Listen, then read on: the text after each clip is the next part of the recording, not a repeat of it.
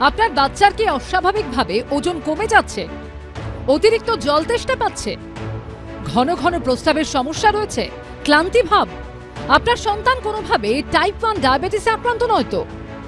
তা অবশ্যই দ্রুত পরীক্ষা করে দেখা প্রয়োজন। বৃহস্পতিবার কলকাতায় আয়োজিত RBSK 2.0 কর্মশালায় মূলত সেই বার্তাই দেয়া হলো। দেশব্যাপী শিশু স্বাস্থ্য পরিষেবাকে আরও শক্তিশালী করতে রাষ্ট্রীয় বাল স্বাস্থ্য কার্যক্রম বা RBSK 2.0 এবং শিশুদের টাইপ 1 ডায়াবেটিস নিয়ে পদক্ষেপের জন্য বৃহস্পতিবার দুদিনের জাতীয় কর্মশালা শুরু হলো কলকাতায়।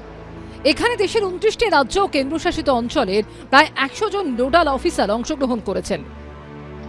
আমরা ছোটদের ডায়াবেটিসের চিকিৎসার একটা মডেল তৈরি করেছি, যেটা হয়তো আপনারা জানেন এখন globally accepted and recognised as a model of care. তো সেই অনুযায়ী আমরা যোগাযোগ করেছিলাম কেন্দ্রীয় সরকারের সাথে, যাতে আমাদের মডেলটাই রাষ্ট্রের মডেল হয়, এবং সেই ভিত্তিতে আমার সৌভাগ্য হয়েছিল যাতে ন্যাশনাল গাইডলাইন এবং পলিসিটা আমাদের মডেলের ভিত্তি করেই কিন্তু লেখা, এবং সেইটা এখন জানেন ভারতবর্ষে আনুমানিক প্রায় 800টা জেলা আছে। তাহলে প্রতিটা জেলাতে আশা রাখবো আমরা ভবিষ্যতে একটি একটি করে গড়ে উঠবে এই আমাদেরই ছোটদের টাইপ 1 ডায়াবেটিস মডেলের মতো করেই ডায়াবেটিস মডেল। গত 30 এপ্রিল কেন্দ্রীয় স্বাস্থ্যমন্ত্রী জেপি নাড্ডা RBSK 2.0 নির্দেশিকার সূচনা করেন। সেই নির্দেশিকার বাস্তবায়ন ত্বরান্বিত করতেই এই জাতীয় কর্মশালার আয়োজন করা হয়েছে। কিন্তু কলকাতাকে কেন বেছে নেওয়া হলো? কারণ শিশুদের টাইপ 1 ডায়াবেটিস চিকিৎসা ও ব্যবস্থাপনার সফল মডেলটি দেশের মধ্যে প্রথম এই রাজ্যেই গড়ে ওঠে। স্বাস্থ্য মন্ত্রকের নির্দেশনায় রাজ্য সরকারের স্বাস্থ্য দফতর এবং IPGMER ও SSKM হাসপাতালের এন্ডোক্রিনোলজি বিভাগের অধ্যাপক সুজয় ঘোষের নেতৃত্বে ও ইউনিসেফের পশ্চিমবঙ্গ শাখার কারিগরি সহায়তায় মডেলটি তৈরি ও সম্প্রসারিত হয়েছে। সেই অভিজ্ঞতার ভিত্তিতেই জাতীয় নির্দেশিকা তৈরি হয়েছে। ইউনিভার্সাল হেলথ কভারেজ, সামগ্রিক স্বাস্থ্য সুরক্ষা এবং কাভারেজ, এইটার অর্থ হচ্ছে যে যেসব অসুখ বিসুখ অবস্থা কন্ডিশন এগুলো এখনো সরকারের মূল ধারাতে আসে নাই, সেগুলোকে কিভাবে আনা যায়।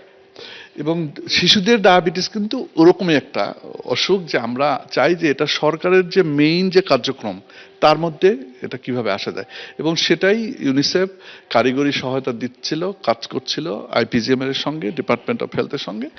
ছোটদের মোবাইল ফোনের আসক্তি কাটাতেও কাউন্সেলিং এর প্রয়োজনের কথাও এই কর্মশালায় উঠে এসেছে। आजकल डिजिटल भी डिजीज एक हो रहा है कि बच्चे बहुत ज़्यादा मोबाइल पर कंटिन्यूसली देखते हैं, जिसके कारण बच्चों का डेवलपमेंट, जो ब्रेन का डेवलपमेंट सही ढंग से हो नहीं पा रहा है और ब्रेन पर भी वो असर कर रहा है। जो माता पिता हैं वो एक शॉर्टकट कर लिए हैं, वो सोचते हैं कि बच्चे को ध्यान हम नहीं दे पा रहे, अपना काम है तो बच्चे को मोबाइल पकड़ा दो। बच्चों को खिलौना दीजिए, बच्चे खिलौने देखकर वो भी जानेंगे, सीखेंगे। जैसे बिल्डिंग ब्लॉक्स होता है, कई सारी ऐसी चीज़ें होती हैं जिससे कि बच्चे सीखते भी हैं। तो उनको वो सब, वो घर घर में माता पिता को अब हम लोग को सेंसिटाइज करना है। টাইপ 1 এর পাশাপাশি টাইপ 2 ডায়াবেটিসের শনাক্তকরণের উপরেও জোর দেওয়ার কথা বলা হয়েছে এখানে। কর্মশালা শেষ হবে শুক্রবার। অর্ণব মুখোপাধ্যায় রিপোর্ট, ABP আনন্দ, কলকাতা। ABP আনন্দ, এগিয়ে থাকে, এগিয়ে রাখে।